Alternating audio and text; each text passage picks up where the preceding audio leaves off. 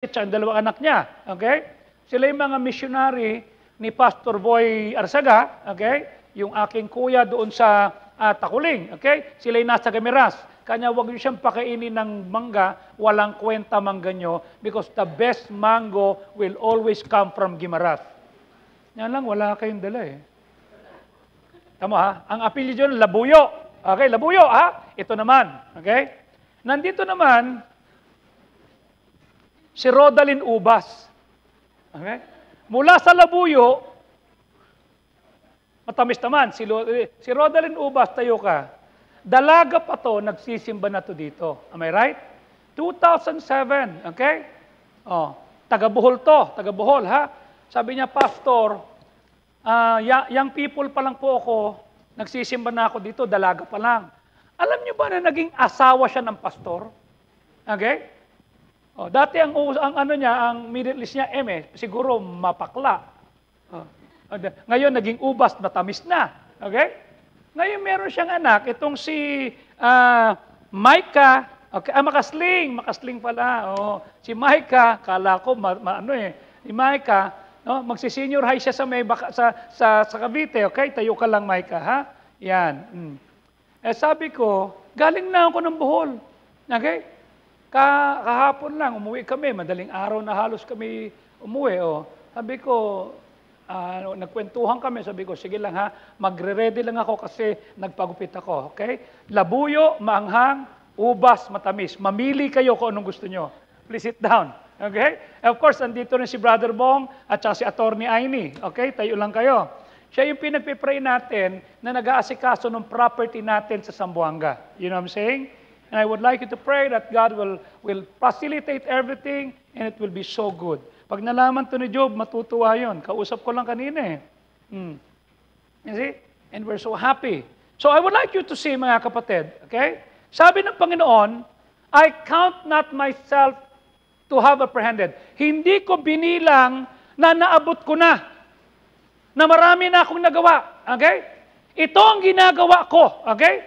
Kinakalimutan ko yung mga naakay kong kaluluwa. Kinakalimutan ko yung mga answered prayer ko. Kinakalimutan ko yung lahat ng ginawa ko. Yung in-offering ko. Yung lahat ng pagtribution ko sa gawa. Kinakalimutan ko. Okay? At inaabot ko yung mga bagay na nasa hinaharap. Ano sabi niya sa verse number 14? At ako'y nagtutumulin. Okay? Inaabot ko yung tinatawag na gantimpala.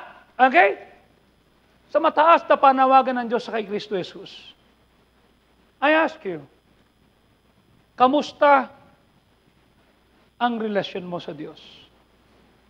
Do you still pray the same way that you pray to God?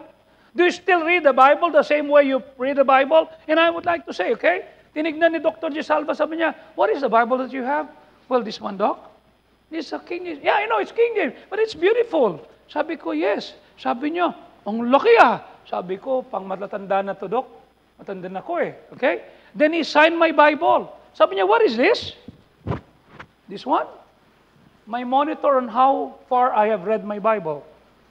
This is my third Bible for the year 2024. Okay? Oh, tatatapos ko lang yung 2 Chronicles 23, verse number 15. Ito na ako. July pa lang, July. Okay? I ask you, I have been in the faith for 41 years.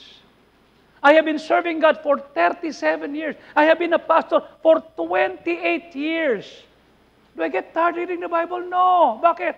I forget those things which are behind. I forget every accomplishment. And I would like to do more for God. You see? Ano man ang mangyari sa iyo, dapat maintindihan mo, but none of these things move me. You see? Hindi ka dapat matinag. Hindi mo dapat mahalagahin ang sarili mo. Okay? Ang mahalagin mo, yung kalooban ng Diyos. You chase God, you chase God's will, and you will attract good things in life. Because He will add. Okay? I would like to ask you a question. Do you have a purpose? Bakit ka gumigising sa umaga? Okay? God's peace will always give us purpose. God's peace will always give us passion. Pag wala kang kapayapaan ng Diyos, pag wala kang pag-iingat ng Diyos, wala kang purpose. Sasabi mo, ba't ba ako babangon? Yung asawa ko ngak-ngak na ngak-ngak. Ba't ba ako babangon? Samantala yung problema namin, tinulugan ko, yun din ang magigising ko. Ba't ba ako babangon? Ito pa rin naman ang kapitbahay namin. Ba't ba ako babangon? Wala naman tayo na patunayan. God's peace. Huwag mong habulin yung pera. Ang habulin mo yung kapayapaan ng Diyos. You know why you have a hard time sleeping at night? You don't have peace. Kasi meron kang inabala, meron kang inaway, meron kang sinagot, meron kang hindi tama. Isang gabi, meron akong pinagagalitan. Sabi ko sa kanya, how can you do that? Ewan ko kung narinig ko ng mga kasama namin sa loob ng kung saan kami nakatira. That was Monday night. Sabi ko, can you just afford that?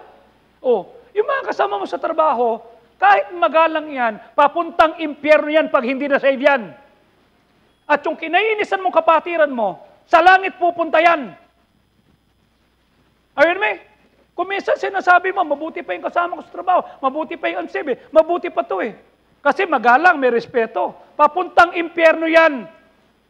Yung kinaiinisan mong kapatiran, yung kumukulo dugo mo, kung ligtas yan, kasama mo sa langit yan. Are you following me? Then how can you have God peace kung meron kang galit at meron kang puot? Am I right? Dapat walang puwang. You know why? When we are at peace with God, we find clear purpose and energy. Lord, salamat pinatawad mo ko. Kung paano mo ko pinatawad, patatawarin ko yung iba.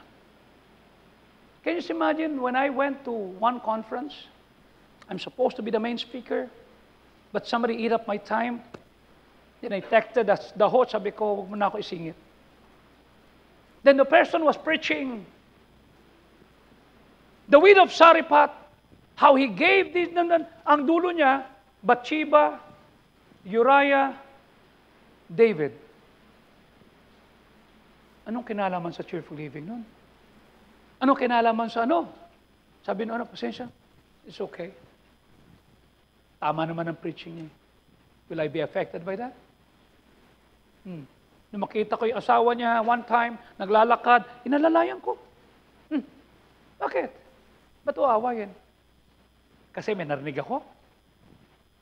Bakit ko babanggain? Kasi pinaringgan ako tinira. God's peace. Okay? What is your purpose? Without His peace, we feel lost and panic. Kaunting problema lang. See? Kanya nung ito si Ramil, nag-text sa akin, Pastor, ipag-pray niyo po si Cheryl. So immediately, I tap all the group leaders and said, okay, pray for Cheryl. Yan yun to, ipag-pray, hindi makahinga. And everybody was responding, everybody was asking. Ang tanong ko sa iyo, may magkakasakit, may mawalan ng trabaho, may lulubog ang bahay. Are you with me? May mawawalan ng pera, tama? May mag-aaway. Kung wala kang peace of God, you will be panicking. At matataranta ka. Having His peace will bring purpose. Having His peace will help us overcome lahat ng negativity.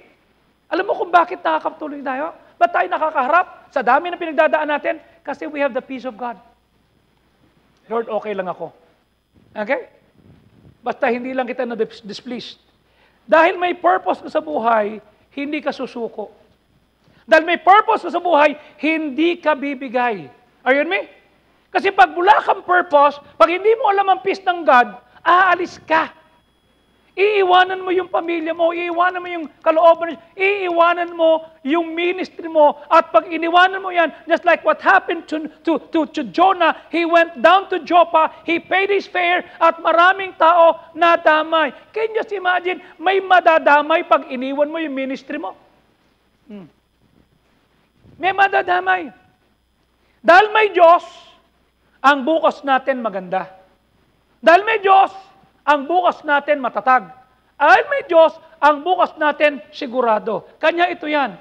Huwag mong hahayaan na dahil mayroong kaguluhan, titigil ka. Keep on trying, keep on persevering hanggang makuha natin yung kalooban. I reach forth to those things which are before. I press toward the mark of the high calling of God. You see? Dapat yung prayers mo tuloy lang. Yung plans ng Diyos sa'yo, tutuloy mo, hindi ka titigil. Because you will be rewarded when the time is right. And please, don't give up. Okay? Isang araw, makikita mo. Kanya lang pag tumigil ka. Pag huminto ka, paano yan? Sabi ko kay Pastor Labuyo, sabi niya, Pastor, kasi pag panik nila, wala pang tao. Si Preacher Edgar pa lang, nagbubukas kami ng ilaw, around 6:45, I think it was. Nagbubukas kami ng, Pastor, ang ganda naman ito. Sabi ko, no. 28 years ago, it was just a garage. Ito yung tsura namin, ito kami. Then I challenged the people. A year after, nagtayo kami ng building, ito na siya. Walang Amerikano, walang ano. Basta members lang na naging obedient. Binigay lang yung 2 isda at 5 tinapay. Nagpagamit lang. You see? And this is it. Now, I would like you to understand this. Will you be rewarded when the time is right? Paano kung sumuko ka? Am I right? Di wala kang story. Am I right? Di wala kang pwedeng gawin. One time, I called up one of our members, sabi ko sa kanya, how are you? Pastor, I'm about to give up my marriage. Sabi ko, give up mo. Wala kang story. Sinubukan mo ng bungangaan, sinubukan mo ng awayan, sinubukan mo hiin, sinubukan mo ng lahat. Ba't di mo subukan magpakabait? Ako nga mabait eh. Mabait ba yan? Sumusuko ka na? Mali po ang ginagawa niya. Kahit na. You see? Do you understand how Ellen faced the problem that I have? Do you understand what she underwent through? Isa lang sinusulat niya. Sa notebook niya. 2 Corinthians 12:9. But my grace is sufficient for thee. Yun lang. Ganyang kataas na notebook ang nasulat niya. Isang talata lang. 2 Corinthians 12:9. Hindi binago ng Diyos yung kaaway niya. Hindi binago yung asawa niya. Ang binago ng Diyos siya. Okay? Kanya sabi ng Galatians 6:9, huwag tayong mapagod sa paggawa ng mabuti. Amen? Mabuti pang paghandaan mo yung asawa mo. Mabuti pang pakisamahan mo yung biyenan mo. Pastor, sama ng ugali. Huwag kang mapagod gumawa ng mabuti. Bakit? Isang araw, aanihin mo pag hindi ka napagod. Am I right? Iba na lang kung halimbawa, life-threatening. Tama? May banta sa buhay mo. Tumakbo ka na. Tanga mo na, girl. Di ba? Papatayin ka na, habulin ka. Sige, tumakbo ka na. Papatayin ka na eh. Pero pag gumagawa na mabuti, tuloy ka lang. Tama? Now, be the person who still tries. You know what I'm saying? Ano sabi ko siya pag namatay ako? Isang gabi lang ang burol. Gabi ang libing. Pag hindi nyo ginawa yan, dadalawin ko kayo.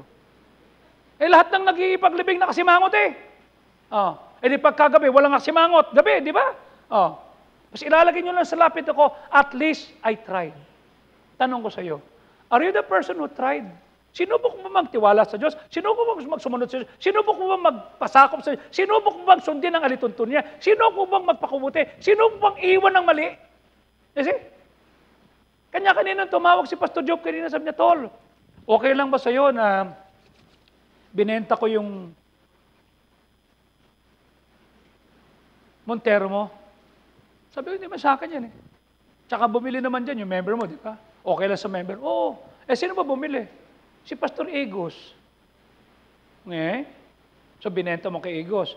Di tuwan-tuwa si Honey. Naalala si Honey? Honey Bienes, yung naging staff natin. Good. Anong kinuha mo? May nagregalo sa akin ng kasi nakita nila. Niregaluhan ka ng BMW. Tapos tinigaloon ako ng ganito ng ng MUX. Sabi ko, hindi na ako pupunta sa'yo. Hindi naman ako kilala ng sasakyan mo eh. Hindi, kasi natuwa lang kami. Sabi ko sa inyo 2004 when we met each other, they were just in a rented place, garahe lang, yung kanilang stage, papag, matamok pa ko, mataba, naguba, nawasak, you see? But look where they are now, 18, 20 years after. They have a property, they have a building, they have a story. You see? Bakit? Be the person who still tries. Are you with me? Subok lang! Abutin natin yung dapat nating abutin. Am I right? Oh, makakatanggap kayo ng sulat sa akin. Ready ba kayo? Ha? Hanggang September to. Tama? At ibibigay natin to ng September sa ating anniversary. Okay? Karamihan sa inyo, hindi kayo naghukay. Karamihan sa inyo, hindi kayo naghukay, nagsalansa ng mga hollow block dito. Okay? Karamihan sa inyo, dumating kayo dito ngayon, tapos na yung building. I want you to have a part. Okay? Susulatan ko kayo. Yun ang bahagi nyo. At kung hindi kita nasulatan, tawagin mo lang, Pastor, wala akong sulat. Padadalang kita. Okay? And that I want you to have a part. Okay? I want you to have a part that magkakaroon tayo ng maayos na gift. Okay? Bakit? Pastor, hindi mo naintindihan, may failure ako eh. Hindi mo naintindihan, meron ako disappointment. Hindi mo naintindihan, may pinagdadaanan ako. In spite of. Kailan mo tatapusin yan? Pag wala ka ng problema? Kailan yan? Pag patay ka na. Hindi ba mas maganda na may pinagdadaanan ka, nagpapatuloy ka? May pinagdadaanan ka, nagtitiwala ka? May pinagdadaanan ka, nag-serve ka? Tama? Pastor, pag graduate na po ako, paano kung bagsak ka? Am I right? After a failure, after disappointment, after a heartache, be the person who still has the courage to try. Babangon ulit ako. Gagawin ko yung tama. Aayusin ko to. I have no reason to be in the ministry. I have no reason to stand behind the pulpit. I have no reason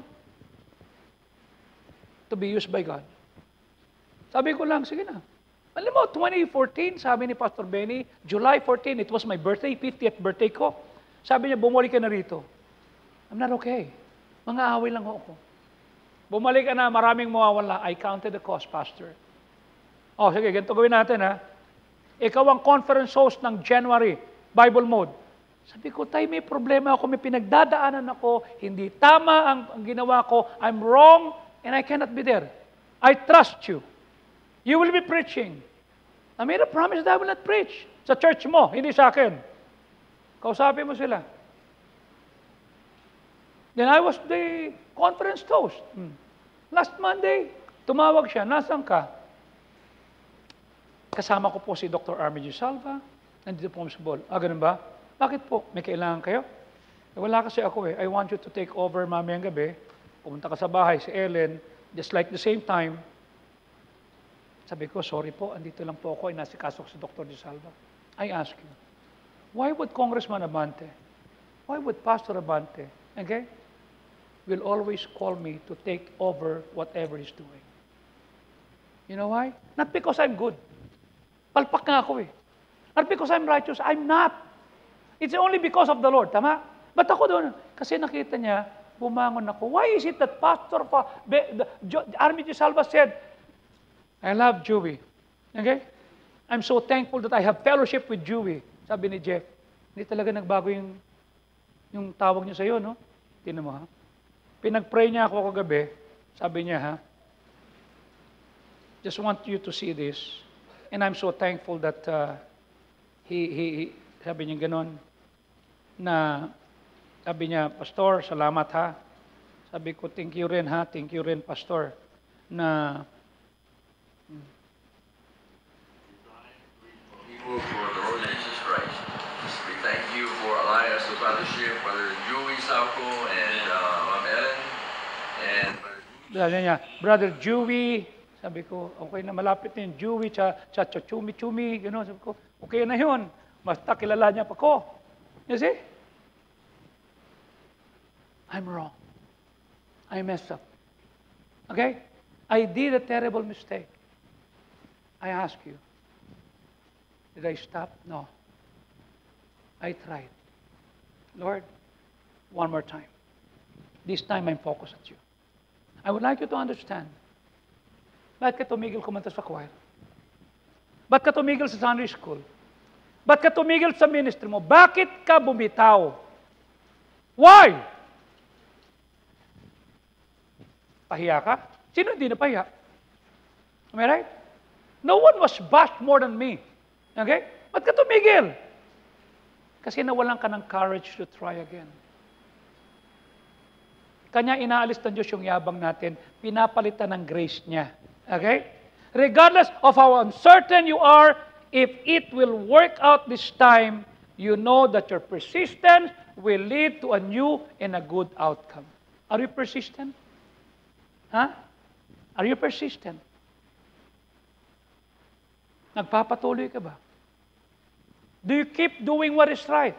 Okay? Kinapalan nga natin mukha natin gumawa ng mali. Ba't di natin kapalan ng mukha natin gawin yung tama? Am I right? Kinapalan nga natin sumagat sumagulang eh. Ba't di natin gawin? Kapalan ng mukha natin na manatili na kahit wala tayong nakikita, nagpapatuloy ka, at least you try to do what is right. At least you try to do what God would bless. At least you try to do what God would see. Doon tayo. Try lang, kapatid. Try lang ng try. Effective people figure out what's essential in life. What's trivial. And they spend more time doing yung essential things and less time doing the trivial thing. Essential ba mag-pray? Are you still praying? Essential ba magbasa ng Bible? Do you read your Bible? Essential ba magsimba? Do you come to church? Essential ba magkaloob ng offering mo? Consistently, I told you, from the time na nag-asawa kami ni Ellen, that was 1988, 35 years, okay? Consistently, I was giving 30%. Nung pinanganak si Jeff, I gave 40%. Pinanganak si Jeff, 1991, I gave 60%. Saan galing? Kung ano yung meron ako. Oh. Ngayon, I'm so thankful. God has been good. Hindi dumating si Pastor Eddie Herodias. May sakit daw, pneumonia. Dapat kasama ko siya. May dala akong sapatos. Nakita ko ngayon, sabi ko, Glenn, buti nandito ka. Sabi ko, Pastor Butch, si Glenn. Sino siya? Siya yung nagtuloy nung ginawa nating misyon sa Malarik. Remember Uncle Babanton, nanawin natin? Yeah, siya na pastor doon. There are 30 or more than 80 Maranaos who surrender their lives to become pastors and studying sa Bible school. Siya? Nakita kami one time, 2 weeks ago, sa Patay. Kanya lang, I did not know that he was there. So nakita ko siya. Sabi ko, tatapatin kita, this is not for you. This is for Pastor Eddie. Kanya lang, he's not around. So I'll just give him the shoes that supposed to be para sa kanya. Sabi ko, gusto mo ba? Pastor, hindi ko gusto to. Gustong gusto ko. Di sinuot niya. Chuka boots yun. Naku, Pastor, salamat po. Sabi ko, bago yan, ha? Sige na. Salamat po, Pastor. Sabi niya, Pastor, si Mark. Mark! Sabi ko, ito, meron akong pantalon dito, hindi pa natatanggal yung mga tawag doon, yung mga resibo yung naka-attach, okay? O, tingnan mo, Mark, kung kasya. Bakit? Si Mark ang naghahatid sundo sa akin sa Kidapawan. Sabi ko, thank you for being a blessing to me. Kasi, pag uwi ko dito kagabi, nakita ko, sabi ni Ellen, Dad, galing Davao tong eroplano. O, diyan si na Harriet. Sumigaw ko sa terminal, Harriet! Harriet! Sabi ni Harriet, Pastor! Alam ko, nandito ka na eh. Alam ko rin, nandito ka, Pastor. Nakita ko yung Tagbilaran. Sabi ko, okay. Ngayon, Pastor, may pinadala si Pastor Larry at si Glenda. Alam mo, hindi ako speaker, ha? Pinadalan ako ng bagong sapatos. Okay? Ang mahal ng sapatos. Pinadalan ako ng mga polo at mga short na pang-shooting ko. Okay? Tapos pinadalan pa ako ng maraming Herbalife at saka mga spray and everything. Sabi ko, bakit daw? Wala lang. Sabi ko, nakita nyo, nagbigay ako, pero hindi pa ako nakakauwi. Meron ng kapatid. Tapos, ang daming suha at saka ang daming durian. Di sabi ko, Bron, do you want to eat this? Tae yan, tae. Baho. Di tae ito, Bron. This is a fruit. Tae yan, tae. Baho. Ayaw. Ano ka ba? Masarap to. Tae, yoyo. Tae. Just try to imagine.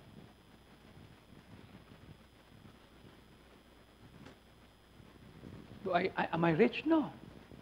I just wanted to be a blessing. Kailan uwi nyo? Kailan uwi nyo? Pupunta ba kayo ng Dumaguete? Dumaguete, hindi. Ngayon na. Saan ka Sunday? Okay. Kasi pag uwi nyo, magkikita ka ni Pastor Eddie. May papaabot ako, ha? Kasi dapat bibigay ko sa kanya, nabigay sa iba. Okay? Tapos nabigay ko rin kay Melvin. Okay? O di may utang ako kay Pastor Eddie. Di ba? Kasi may mga pinag-iinteresan dito eh. Isa kung ano pa. Di ba? You cannot eliminate the trivia things in your life, but you can reduce it. Ang unahin mo yung essential. Okay? Diyos, chase God. Chase God's will. Chase God's word. Chase the worship. Chase soul winning. Doon ka pumunta yung essential. Huwag mong abalahin ang sarili mo na ubos ang oras mo sa Netflix. Huwag abalahin mo yung sarili mo sa pagtingin sa Facebook. No, it's not. Eliminate mo yung trivia things. Okay? Kung kinakailan, look for what is not easy. Piliin mo yung mahirap. When you try to do the best thing, yung easy things, darating na lang. Okay? Nung nag-aaral ako sa TUP, ang tinitignan ko sa exam namin sa final, yung mahirap, unahin ko yun. Oh. Nung natapos ko na, di, madali na to. Oh, ano nangyari? Di top 3 ako. You see? I did that. Ano nangyari? I do what is not easy. I do the hard things. Don't waste your life. Don't settle for second best. Don't grow through life existing. Hindi ka nilikha, hindi ka niligtas ng Diyos para mag-exist lang. That you just matter. That you just occupy space and that's it. Mali. Dapat gumanda buhay nung dumikit sa'yo. Alam mo, sabi ni Pastor Apare, Koy, naalala mo, 2009, nag-training kami sa SOT. Tapos wala kami matulugan. Oh, pinatulog mo kami sa bahay mo. Si Jap natulog sa sahalas. Oh, kanya nga si Jap, nagtampo eh. Natutulog siya, pinatayo ko pa, pinatulog ko pa sa salas. Then 2010, sinimulan natin itong missions conference. So 14 years na tayo rito, Pastor. 14 years ka na pabalik-balik. Now look where we are right now. Sabi ko, hindi ko alam. Basta ako, pumupunta lang, tinitignan ko ano magagawa natin. But look what happened. They have a property, they have a building, and God has blessed them. Sabi ni Pastor Butch, ito ba yung mga bata dati? Sabi ko, oo. Alalaki na sila. Sabi ko, 14 years eh. Naglakihan na sila. Oh. Alam mo, nung tinawag ko si Shoni, di ba? Si Dr. Shoni nung Sunday, nung umaga. After service, kinausap ako. Pastor, I would like you to know, with tears on her eyes, I'm resigning from being a medical practitioner here. I'll go back to Pagadian kasi I have to be a pastor's wife. Kaya, you're giving up your career. Yeah. You can be a doctor there, but just do the best that you can. Huwag mo nang i-pursue yung higher level. You're not just a doctor. You're not just the top 8 medical doctor at the board exam. No. You're now a pastor's wife. She was crying at the back. Sabi niya, Pastor, maraming salamat. Why?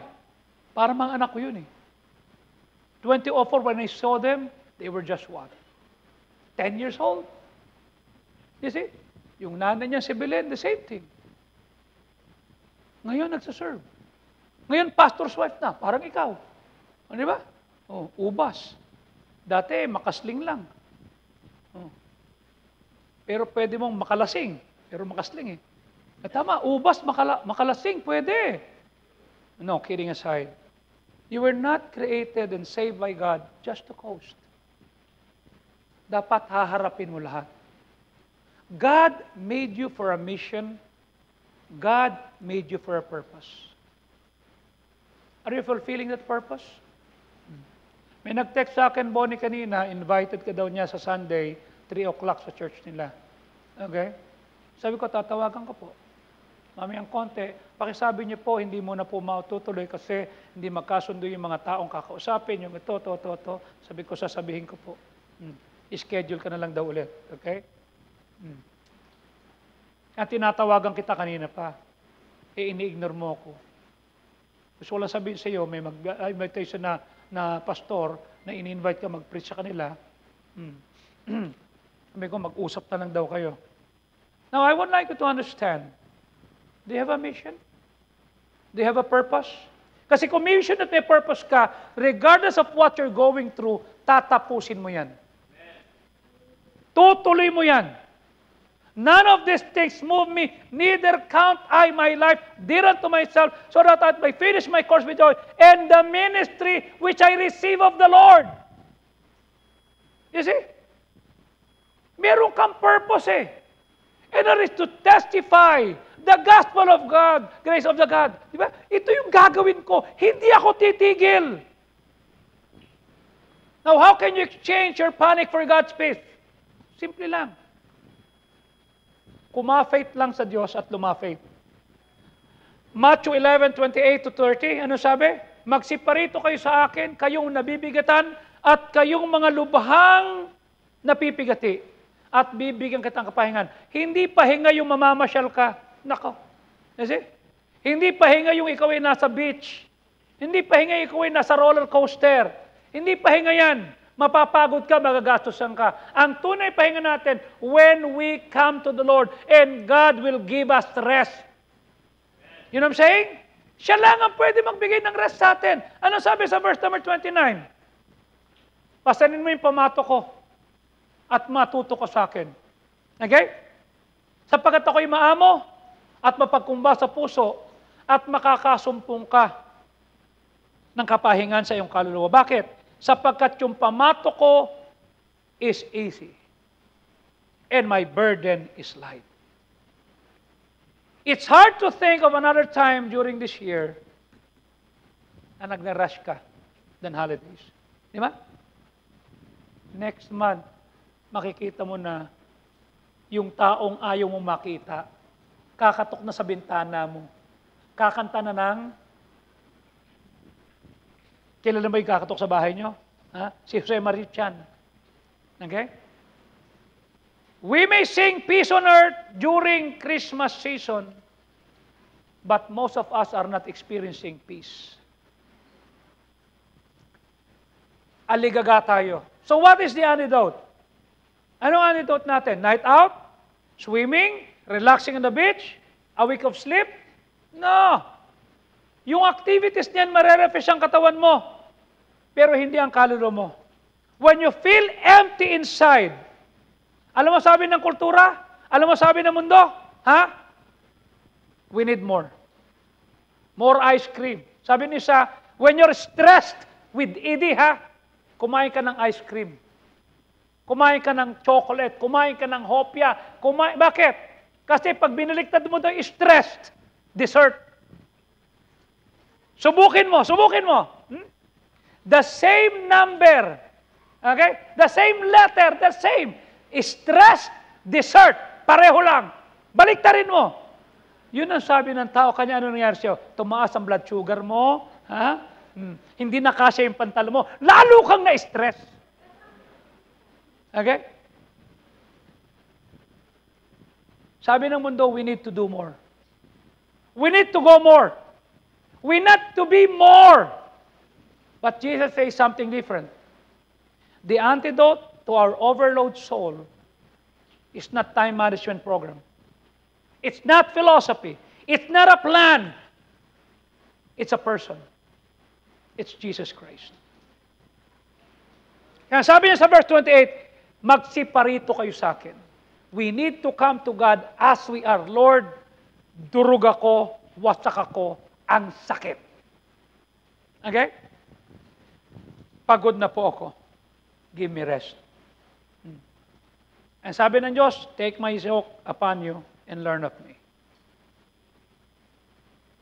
Sabi niya, my yoke is easy, sabi na verse 30, and my burden is light. Exchange our panic for God's peace. Kaya, unang-una, come to Jesus. May nagtanong sa akin, isang young people natin, Pastor, katatapos ko lang po mag-devotion. Medyo hindi ko naintindihan itong talatang ito. Kasi sabi ng talata, huwag kang magpe-pray ng vain repetition. Eh di ba hindi naman tayo nagpe-pray na ng ganun? Sabi ko kasi ito yun, anak. Minsan nagpe-pray tayo, Lord, salamat po sa inyo. Wala nang puso. Parang kausap mo na lang, parang nagbasa ka na lang. Kailangan, Lord, salamat po, napakabuti mo, natatandaan ko po nung nakaraan. Di ba ito pinagdaanan namin? How is your prayer life? Have you ever talked to God about telling Him that you need a friend? Have you ever talked to God and tell Him that you're struggling? Have you ever talked to God and tell Him, Lord, ubos na ho ako eh. You see? Pagod na po ako. Lord, wala na po akong masusulingan. Lord, wala pong nakakaintindi sa akin. Lord, hindi ko na po kayang harapin to. And sometimes, darating ka sa punto ng buhay mo, when you come to the Lord, wala nang words. Kasi umuungol ka na lang. Sa sobrang higpit, sa sobrang sakit. Naranasan ko yan. I will just cry to God and say, Lord, no words, just read my heart. Come to Jesus. Huwag kang pumunta kay Tulpo. Huwag kang pumunta ka kahit kanino. Ano sabi niya sa verse number 20? Come unto me, all ye that are labor, and I will give you rest. You know what I'm saying? Lumapit tayo sa Kanya. Hindi kung kani-kanino. Siya yung tutulong sa atin. If God help you to start, He will help you to finish. You know what I'm saying? You know why? Because the God that we serve is a finisher. Wala siyang sinimulang hindi niya tinapos. He never leaves anything undone. He's never anxious about the future. Kagaya natin, He's too big, He's sovereign, compared do sa pinagkakaabalahan mo. Okay? Ang trabaho natin, magpatuloy. Para makapagpatuloy tayo, we come to Him. You don't do this just once. Eh, lumapit na po ako eh. Kailan? 20 years ago? 20 years ago? Eh, 2024 na. We need to do it every single day, every moment of our lives. Lord, tulungan mo po ako. Okay?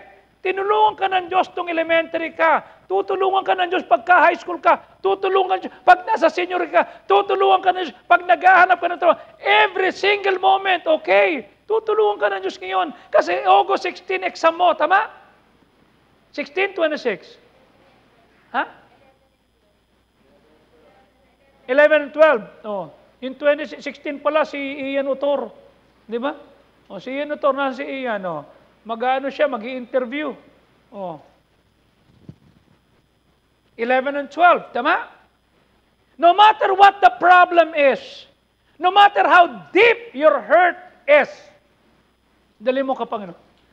Lord, ito ho yung sama ng loob ko. Ito po yung hindi ko maintindihan. Come to Jesus.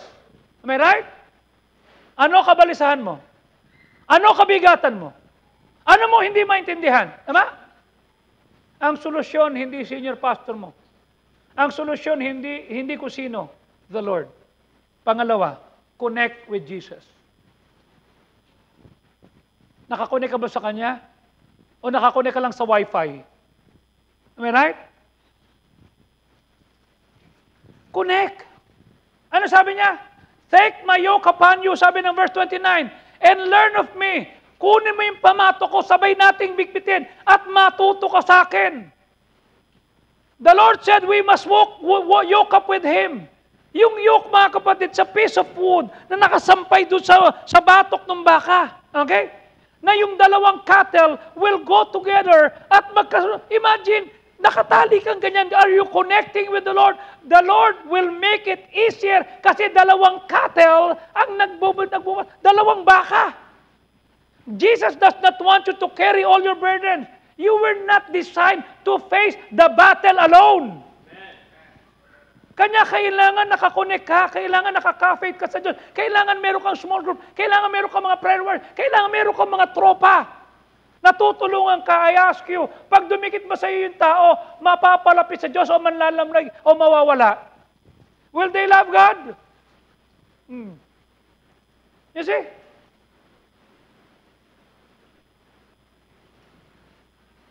Sabi ni Dr. G. Salma, this is what I like about Joey. He take care of me. Naalala mo, ha?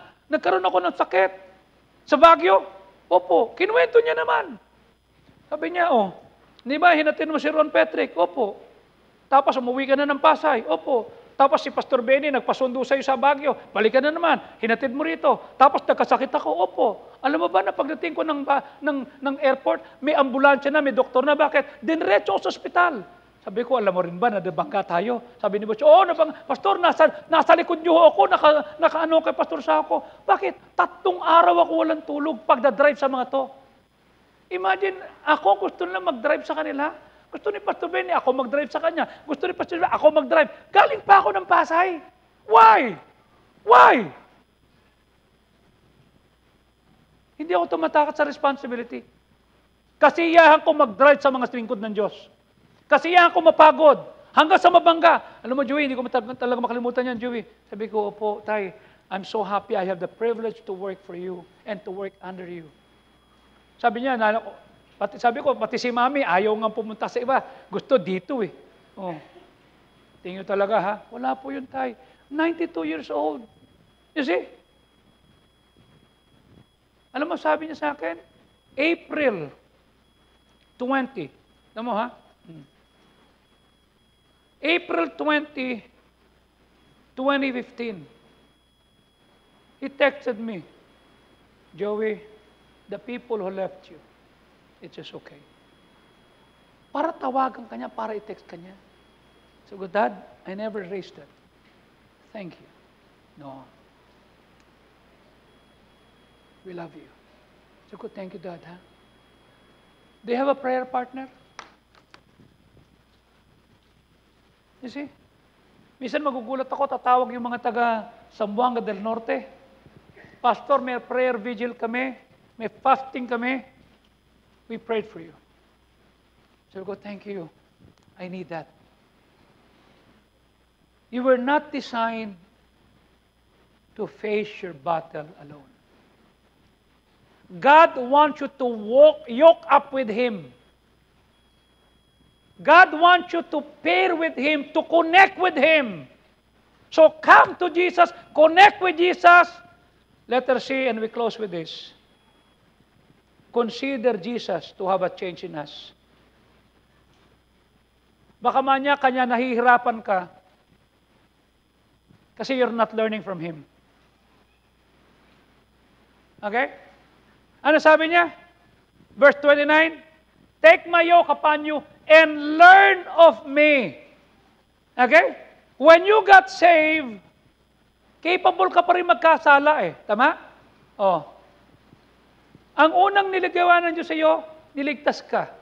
Pero yung sanctification, every day you have to be sanctified. Every day you have to submit to God. Okay? Dapat yun yung problema mo.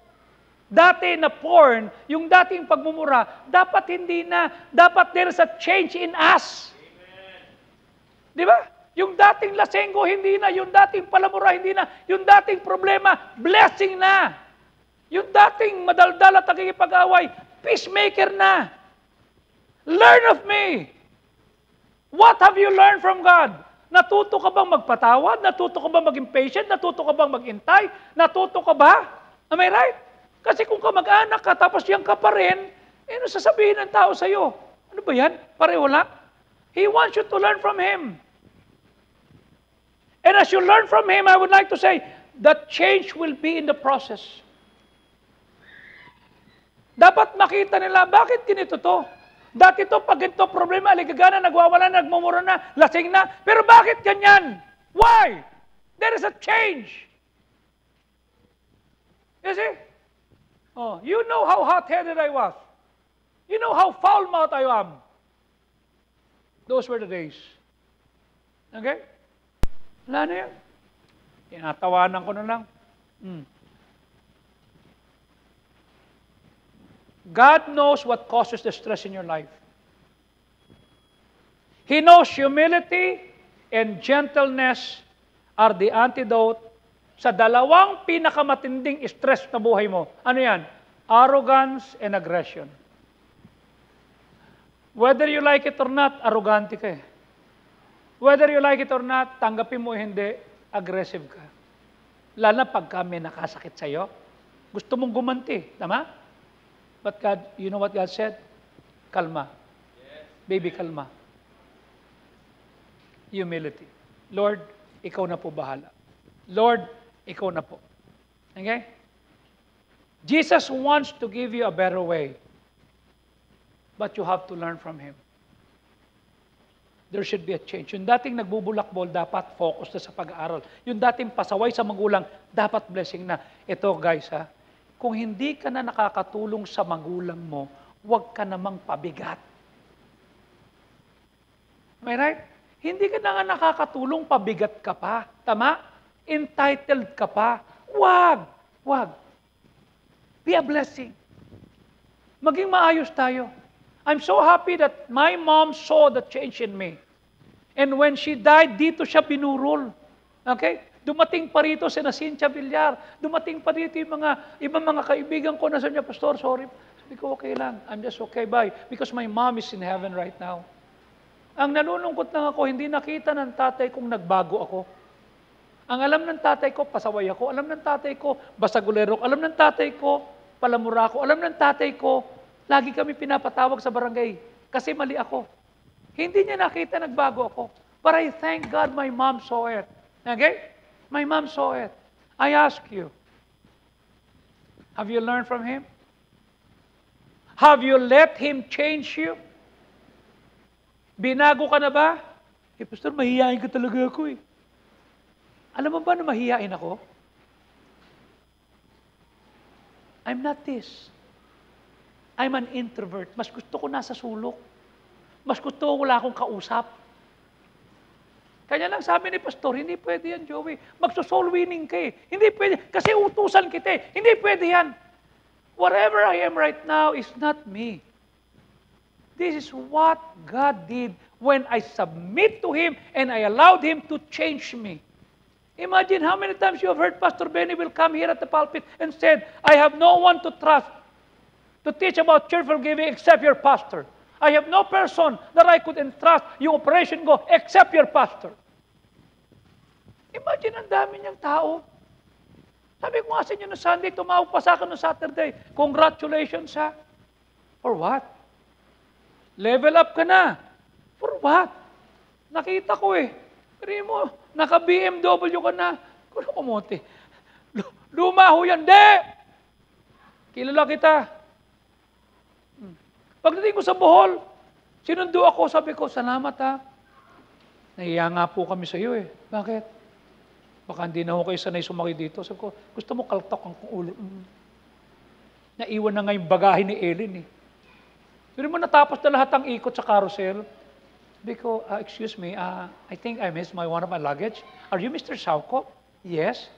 Sir, yung bagahe niyo po, next flight na lang ha.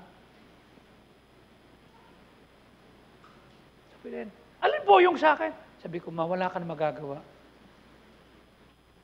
Sige po, ano pong number niyo? Bakit? Dadalhin po namin sa i-deliver ko po kung saan kayo.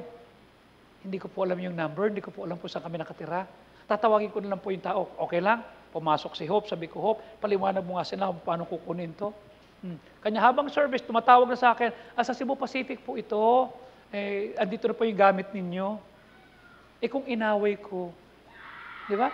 Sasabihin nila, pambihira, hey, you're not supposed to you're not supposed to run. You're not supposed to raise your voice. I will spank your dad. Do you want me to spank your dad? Not your mom, your dad. Just your dad.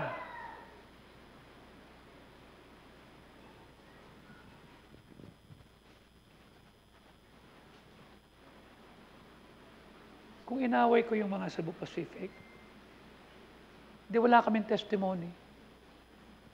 Umaw. Sabi niya, okay kasi hindi mo gamit. Yun lang. Gamit ko. Mapapalitan yan, ma. Dumating naman yung gamit. Ang tanong ko, yung ganong bang klaseng disturbances will cause you to be irritated, to be... Ayun, have you learned from God? Yung bang close sa'yo, alam, pikon ka pa rin. Alam na mainitin ang ulo mo. Okay? Let Him change you. Alam mo, sabi rin, Isaiah 26:3, iingatan siya ng lubos ng kapayapaan. Na ang pag-iisip ay sumasa iyo. Bakit? Kasi nagtiwala si Josie, nagtiwala si Ate Bioli, nagtiwala si Joy, nagtiwala si Eugene, nagtiwala si Evelyn sa Diyos. Oh. Isipin pinagdaanan nyo, Naldi. Tama? Dadali mo yung anak mo sa ospital. Hindi normal yun eh. Ang normal, anak magdadala sa tatay. Tama? Am I right? Dali natin tatay ko inatake. Pero pag tatay ka, nanay ka, anak mo dadalhin sa ospital, mahirap yan. Hindi madali yan. Are you with me? Oh. Pero bakit pwede maging kalmado? God will keep you in perfect peace, whose mind is stayed on God. Not on the problem, but on God. Why? Because God, he trusted in God.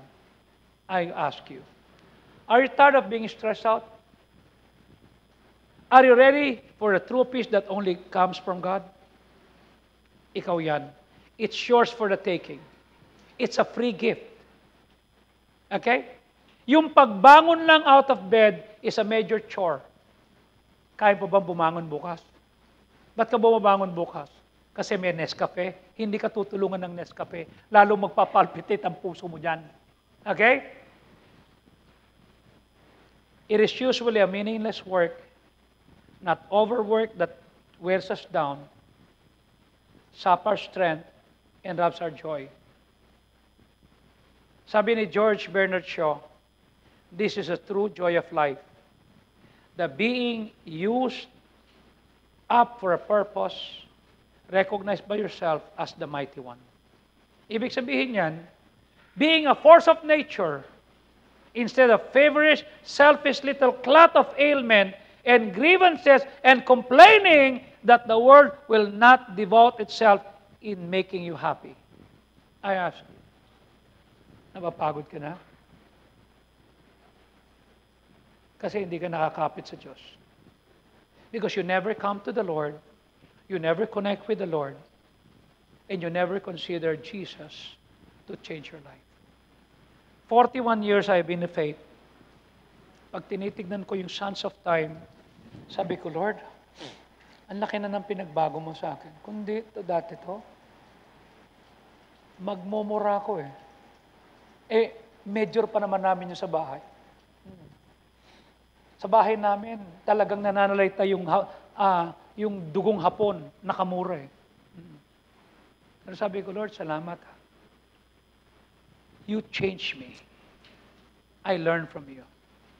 Pag wala ng pera, I learned to give my 2 fishes and my 5 loaves to the Lord, and eventually, magugulat ka. Sabi ko, Lord, salamat po ah. Hindi pera solusyon. Hindi magandang trabaho. Come to Jesus, connect with Jesus, and consider Jesus changing you. Okay? That is the short story that I have for 41 years. Lord, change my panic. Help me to be peaceful. And I thank God for that. You see? And I love it. And I'm so happy. You see? Pag hindi mo natutunan yan, lalaban ka. Let Him change you. Learn from Him. Be patient. Because the God that we serve, He never leaves anything unfinished. He never leaves anything undone. Your job is to take the steps. It is God that will finish the work. God is going to do what only He can do. And every time that God will do it, it's beautiful. Okay? Itong building na to, hindi tayo to eh. Panginoon to eh. Kaya pag nakikita nila, ba't ganyan? Hindi na kami yan. Si Lord na yan. God holds the blueprint of your life. He will finish His work. He created you. He saved you. He knows what you're becoming. Ilalagay ka niya sa isang sitwasyon that you will be a masterpiece. Kahit hindi mo pa nakikita yan. He sees the whole picture. He knows exactly what you need when you need it. He keeps His promises. And He will finish what He started. Kanya lagi ko sinasabi, pag pinasok ka ng Diyos sa elementary, pwede kang papasukin sa high school. Pag pinapasok ka sa high school, manatili ka lang pwede ka makapag-college. Believe me, it happened to me. Pag nakapag-college ka, hindi ko naranasan maghanap ng trabaho. Ako hinanap ng trabaho. Why? I come to the Lord. I connect with the Lord. I consider Jesus changing me. Let's all stand up. Father, we thank you. Salamat po sa inyo. Kayo po magpalat, magbasbas at manguna. Kayo po magbigay sa amin ng tagumpay. Patawad kung sakaling kami po ay nagiging pasaway. Kung kami po ay hindi po namin hinahayaan kayo po ang magbabago sa amin. Patawad kung kami po ay hindi nagiging maayos sa inyo. Tulungan po that we will come to you no matter how difficult our situations are. Help us to come to you and to connect with you. That's the only thing we could do. And thank you for being a good starter and a good finisher. May you help us. May you give us to become better. May you help us to become wonderfully blessed. In Christ's name we pray. Amen. While heads of our eyes are closed, no one is looking around. Will you come to the altar and say, Lord, will you please help me? I will come to you. I'll connect with you. I'll consider you changing me. Dito po sa altar. God bless you.